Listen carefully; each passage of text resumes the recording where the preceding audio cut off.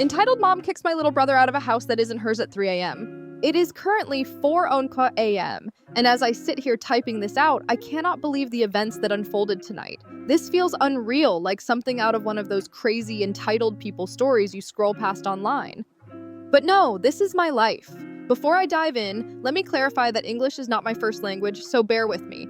Let me set the scene. I am a 19-year-old woman and the older sister to a lovable but, let's be honest, not so bright 16-year-old boy who we will call Jake. He has the best intentions, but sometimes his lack of judgment amazes me. Tonight, or technically last night, Jake was invited to a party at a friend's house. From what I gathered, it might have been a birthday party, but that detail got lost in the chaos that followed. The plan was simple: party for a bit, crash at the friend's place, and come back home the next day. What could go wrong? Spoiler: everything. As you might expect from a bunch of teenagers, there was drinking. Not saying it is right, but it happens. Jake swore he did not drink, and knowing him, I believe it. He is kinda straight-laced about that stuff. Anyway, one of Jake's friends, the so-called birthday boy, drank himself into oblivion and passed out. Enter Karen. No, not an actual Karen, but you get the vibe.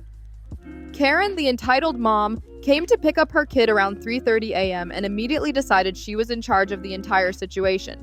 From the bits Jake told me, his recount was chaotic to say the least. Karen started barking orders the moment she saw them still hanging around. Karen, what are you guys still doing here? It is late! Jake, ever the polite one. Oh, hi, Auntie Karen. We are all supposed to sleep over. Karen. Well, it is too late. You should all head home. Jake's friends tried to explain. One of them, let us call him friend 1, said something like, Auntie, we cannot. Our parents are asleep and we have permission to stay here. But Karen was having none of it. No, I am the adult here, and you have to listen to me. You cannot stay if the birthday boy is asleep. That is final. And just like that, a bunch of underage kids were effectively kicked out of a house they had every right to stay in. Jake, along with his tipsy friends, started figuring out how to get home. Jake was not too worried at first. He had access to our dad's car, even though he did not have the house keys. Normally, that would not be a problem. Our dad is a night owl and would usually be awake around this time. But, of course, tonight was different. As Jake was getting into the car, Karen reappeared like some overzealous hall monitor. Young man, what do you think you are doing? Jake. I am driving home, Auntie Karen.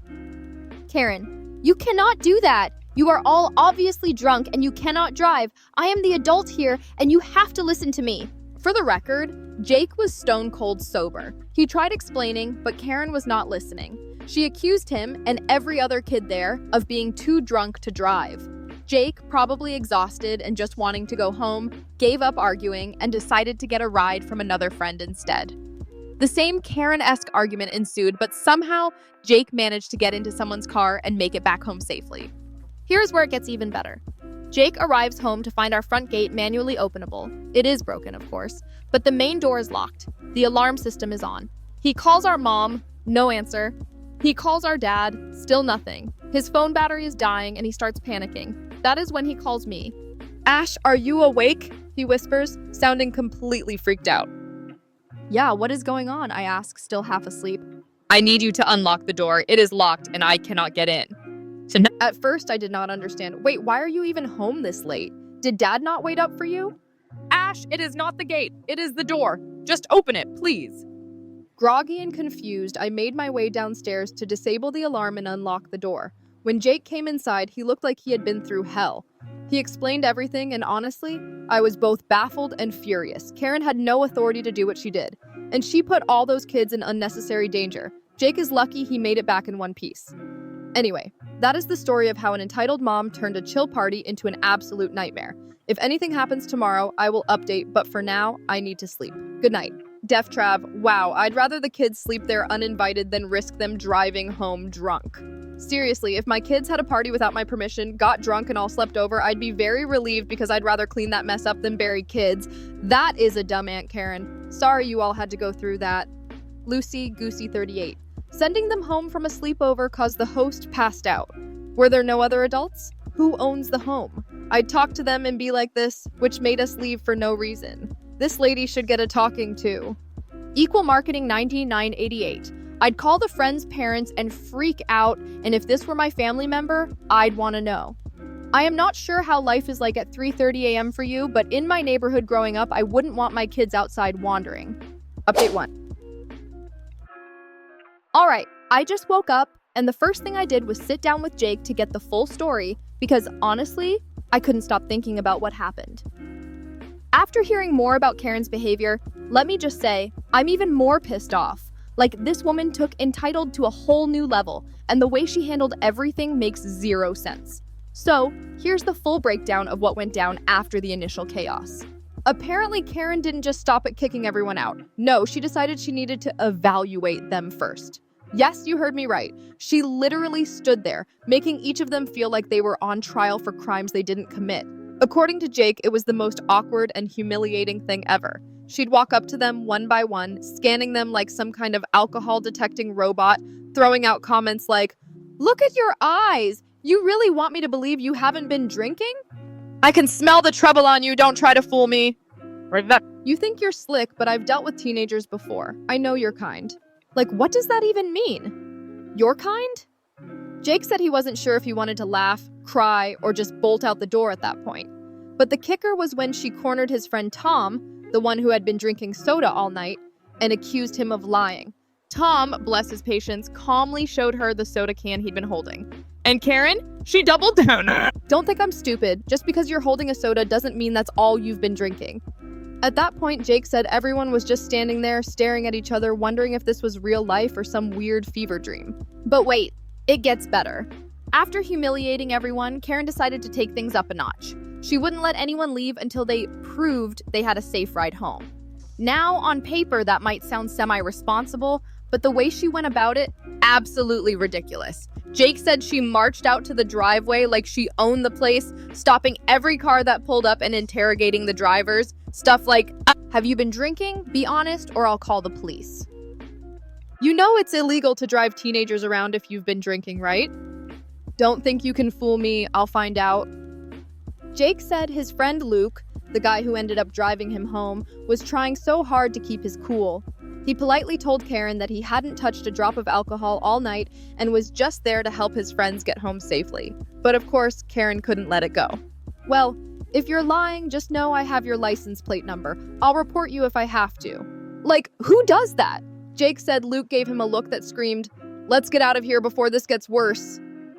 Honestly, I don't blame him. So, Jake and Luke finally managed to leave, but the vibe in the car was anything but chill. Luke kept checking the rearview mirror, half expecting Karen to follow them or call the cops. Jake said he felt paranoid too, even though they hadn't done anything wrong. The worst part? They had to take the long way home to avoid certain sketchy areas, which meant driving through some pretty dark, empty streets. Jake told me he kept looking around, feeling like something bad was about to happen. At one point, Luke even joked, "If Karen pops out of the bushes with a flashlight, I'm done."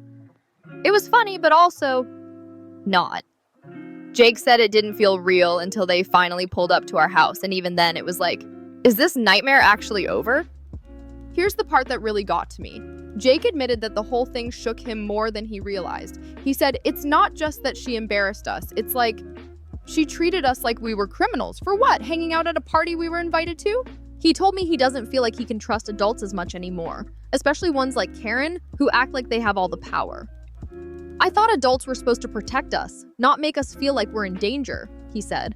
And honestly, that hit hard. He's only 16. He shouldn't have to deal with this kind of crap. What's worse is that Jake said he's probably not going to go to any more parties for a while, not because he doesn't want to, but because he's scared another Karen might show up and ruin everything. He's like, it's not worth the risk. And that just sucks. He didn't do anything wrong, but now he's the one paying the price for someone else's over-the-top behavior. Now, here's where things get tricky. I asked Jake if he thinks Karen is planning to contact our parents, and he just shrugged and said, who knows, she's crazy enough to do it. So now I'm sitting here debating whether I should tell my mom and dad what happened before she does, just to get ahead of whatever nonsense she might say. But at the same time, I don't want to stir the pot if it's not necessary. It's a lose-lose situation. Part of me wants to go confront Karen myself, but honestly, what's the point? People like her thrive on drama, and I don't want to give her the satisfaction. For now, I'm just keeping my fingers crossed that this doesn't escalate any further, but knowing Karen, I wouldn't be surprised if she has something up her sleeve. If anything else happens, I'll update again. Thanks for sticking with me through this mess. Let's hope the next post isn't as frustrating as this one. Edit. Clarification. After rereading Update 1 and talking to Jake again, I realized I might have oversimplified or misrepresented one part of the story, so let me clear it up. In Update 1, I said that Karen went around accusing everyone individually of drinking. That was not entirely accurate. Jake clarified this morning that while Karen did make comments about alcohol and behavior, she did not point fingers at each person directly. Instead, she kept things vague but still judgmental. Her exact words were more like, "You kids should not be here in this condition," or "You are all acting irresponsibly." Party rules matter. Wait, if the host had no idea what was happening, then why couldn't a group of teenagers manage the party themselves? Are we just letting everything spiral out of control and blaming Karen for it? You call out Karen. The only reason Karen did not call the parents is because she knew she had no authority. This is classic power manipulation. Someone needs to teach her a lesson. While I'm just another survivor. This reminds me of the time a neighbor called the police on us while my friends and I were just peacefully hanging out at a friend's house. We weren't doing anything wrong, but she still insisted we were causing trouble and tried to flex her authority. It's so frustrating when people like Karen think they have the right to interfere in others' lives without facing any consequences. I really feel for Jake and his friends. No one deserves to be treated like that, especially when they were just following the rules they were given. Update 2. Alright, so after talking to Jake again and getting my mom involved, things have started to unravel even more. And let me just say, Karen's behavior is worse than I thought. If the first part of this story annoyed me, this next part had me ready to scream into a pillow. Here's everything that's come up in the last 2 days. So, my mom decided to call Jake's friend's mom, let's call her Mrs. Ramirez, who hosted the party, to get a better understanding of what the hell happened that night. When my mom explained what Karen did, Mrs. Ramirez was absolutely horrified. She said something like, "I cannot believe this. If I'd known, I would have stopped her immediately." Mrs. Ramirez went on to explain that she had specifically told all the kids they could stay over, and everything had been cleared with the parents ahead of time. She even emphasized how she made sure there was no alcohol at the party and that her son knew to keep things low-key. In her words, "I trusted the kids, they're good kids, this never should have happened." The part that really floored me, Mrs. Ramirez admitted she didn't even know Karen that well. Apparently, Karen is just the mom of another kid who was at the party. She wasn't a family friend, she wasn't close to anyone there, and she certainly didn't have any authority to start bossing people around. According to Mrs. Ramirez, Karen showed up late at night to pick up her son, and for some reason decided it was her job to handle the situation. After hearing all this, Mrs. Ramirez was understandably furious. She said she's been trying to call Karen to get an explanation, but Karen has completely ghosted her. No calls back, no texts, nothing. It's like she's gone into hiding, which honestly tells you everything you need to know. If she thought she was in the right, wouldn't she be eager to defend her actions? Instead, she's pulling a full-on, "if I ignore it, it'll go away" move. Mrs. Ramirez even joked to my mom, "Maybe I should just show up at her house." Knowing Mrs. Ramirez, she might actually do it, and honestly, I wouldn't blame her. This whole thing has been a mess, and Karen's silence is just adding fuel to the fire. But Karen's silence isn't stopping the fallout. Jake told me some of his friends have started telling their parents what happened, and let me tell you, the parents are not happy. One mom in particular, Mike's mom, sounds like she's ready to go to war. Jake said Mike's mom told him, "Who does this woman think she is, putting you all in danger like that?" Another parent apparently asked Jake's friend something along the lines of, "Does Karen think she's the police or something? What gives her the right?" And honestly, that's the vibe Karen gives off, like she's on some self-appointed mission to control the world. There's even talk of the parents getting together to address this as a group. Some of them are worried that if Karen gets away with this, it'll set a precedent. Others just want to make sure she doesn't try to twist the story or blame the kids. Either way, it sounds like Karen might have more than just Mrs. Ramirez knocking on her door soon. Jake, meanwhile, is still trying to process everything. He told me he feels a little better knowing Mrs. Ramirez is on his side and actively trying to get to the bottom of this. But at the same time, he's nervous about what happens next. He said, what if Karen just lies? What if she says we were doing something we weren't? And honestly, I get it. Karen has already shown she's willing to take control of a situation she has no business being involved in. So what's stopping her from making up a story to justify her actions? It's a valid concern, and it's been weighing on him. Jake also mentioned that he's been hearing from his friends about how the whole ordeal made them feel. Most of them just want to forget it ever happened, but a few are still pretty shaken up. One of his friends apparently told him, "I've never felt so powerless. She made us all feel like we were doing something wrong even though we weren't." That kind of emotional impact doesn't just go away overnight. So, where do we go from here? Right now, my mom and I are waiting to see if Mrs. Ramirez can get any kind of response from Karen. If she continues to avoid everyone, my mom is considering reaching out to some of the other parents to make sure everyone's on the same page. The last thing we want is for Karen to spin this into something it's not. At the same time, there's talk among the parents about potentially bringing this to the school's attention if Karen has any involvement there. I don't know if that's the right move, but I do know that Karen shouldn't get to just walk away from this without any accountability. She put kids in danger, plain and simple, and now she's refusing to even address it. That's not okay. Personally, I'm torn. A part of me wants to confront Karen myself and demand an explanation. But realistically, what would that accomplish? People like her rarely admit they're wrong, and I'd probably just end up more frustrated. For now, I'm focusing on supporting Jake and making sure he knows he didn't do anything wrong. He's a good kid and he deserves to feel safe. If anything else happens, and let's be honest, with Karen, it probably will, I'll update again. Fingers crossed this doesn't escalate further, but something tells me we're not done with this story just yet. Stay tuned. Update 3. After several conversations and a lot of back and forth, we finally have some significant updates. Spoiler, Karen's response is exactly as frustrating as you might expect, but it also revealed even more about her pattern of behavior. So Mrs. Ramirez, the host's mom, finally managed to get Karen on the phone. Let me tell you, the conversation was about as productive as you would imagine when dealing with someone like Karen. According to Mrs. Ramirez, Karen doubled down on her actions, claiming she was only doing the right thing and that those kids should not have been there so late. Mrs. Ramirez pushed back, asking why, if Karen was so concerned, she did not just call the parents instead of taking matters into her own hands. And this is where things got interesting. Karen avoided the question entirely. Instead of giving a straight answer, she deflected, saying something vague like, "Well, I did what any responsible adult would do." Mrs. Ramirez said Karen's tone was defensive and dismissive, and the call ended with Karen practically hanging up. This whole interaction confirmed what we already suspected. Karen is not interested in accountability. She seems convinced that she is the hero of the story, even though her actions were not just overbearing, they were downright reckless.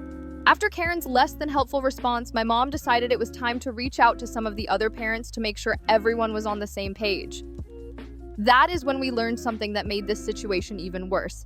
Apparently, this is not Karen's first time overstepping boundaries like this. One of the parents shared that Karen had pulled a similar stunt at a birthday party last year. According to them, Karen showed up to pick up her son, only to start lecturing the other kids and even the host about appropriate behavior. She accused some of the kids of acting out without any proof and made such a scene that the party ended early. Sound familiar? It seems like Karen has a habit of inserting herself into situations and playing the moral authority even when no one asked her to. Hearing this only solidified the group's determination to address Karen's behavior. If this keeps happening, it is not just about Jake and his friends. It is about making sure Karen does not keep putting other kids in uncomfortable or dangerous situations. Here is the part that really set us off. Jake mentioned that one of his friend's parents received a phone call from Karen after the party. In that call, Karen allegedly told them that Jake and the others had been drunk and completely out of control. Let me be clear, this is an outright lie. There was no alcohol at the party, and Jake has repeatedly told us that none of them were drinking. But Karen seems to have decided that painting the kids as troublemakers would justify her actions. This misinformation is not just frustrating, it is damaging. Jake was understandably upset when he heard about it. Why would she say that? We didn't do anything wrong, he said. And he is right. Karen's actions are not just overstepping, they are actively harmful, especially if other parents believe her lies. This is why it is so important for us to get ahead of this narrative and make sure the truth is clear. Right now, the parents are discussing how to move forward. There have been suggestions ranging from sending a collective letter to Karen demanding an apology to escalating the issue to a more formal level, like involving a mediator or even the school if Karen has any connection there. One thing everyone agrees on is that this cannot be ignored. Karen's pattern of behavior, combined with her unwillingness to take responsibility, makes it clear that this is not just a one-off incident. If no one calls her out, she will likely keep doing this, and who knows what kind of trouble she might cause next time. As for Jake, we are doing everything we can to make sure he feels supported. He has been handling this better than I expected, but I can tell the whole thing has been weighing on him. He keeps asking, what if people believe her? And honestly, that is a valid concern. False accusations like this can stick, especially when they come from someone who pretends to be a concerned adult. For now, we are waiting to see what the other parents decide. My mom is fully on board with whatever action the group takes, and honestly, I just hope it sends a clear message to Karen that her behavior is not acceptable. Whether that means an apology, a group intervention, or something more formal, we will figure it out. If there are any new developments, and let us be real, with Karen, there probably will be, I will be back with another update. Until then, thanks for sticking with us through this ongoing drama. Here is hoping the next chapter involves some actual accountability for Karen. Stay tuned.